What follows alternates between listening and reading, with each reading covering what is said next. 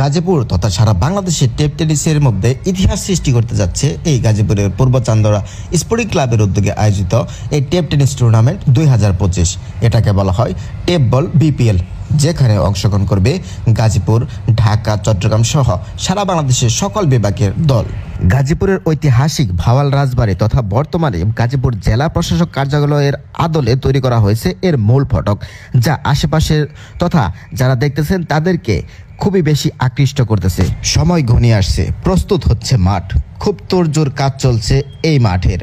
শুরু হয়ে যাবে বাংলাদেশের ইতিহাসে সবচেয়ে বড় টেপ টেনিস বিপিএল। দর্শকদের জন্য রয়েছে আরাম করে খেলা দেখার সুব্যবস্থা। আগামী 28 অক্টোবর মঙ্গলবার শুরু হতে যাচ্ছে গাজীপুর এবং খুলনা খেলার মধ্য দিয়ে এই বাংলাদেশে ইতিহাস সৃষ্টি করা tape tennis ball BPL 2025।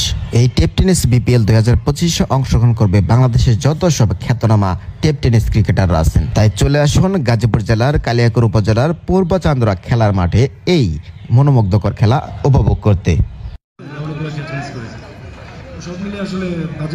High বন্ধুরা, আসসালামু আলাইকুম। এতক্ষণে দেখলেন সুন্দর একটি স্টেডিয়াম। আসলে স্টেডিয়ামটি গাজীপুর আকুল স্টেডিয়াম। এই জায়গায় নতুন 2025 বিপিএল টেপ টেনিস শুরু করেছে। কালকে সিলেট বনাম রংপুর দুপুরে খেলা শুরু হতে যাচ্ছে। রংপুরে যারা সাপোর্টার আছেন, আমিও একজন রংপুরের সাপোর্টার। যারা রংপুরের সাপোর্টার তারা অবশ্যই কাল নামাজ পড়ে আসবেন আকুল স্টেডিয়ামে। আমাদের রংপুর বলে কথা, রংপুরে খেলা হবে, সবাই আমন্ত্রিত।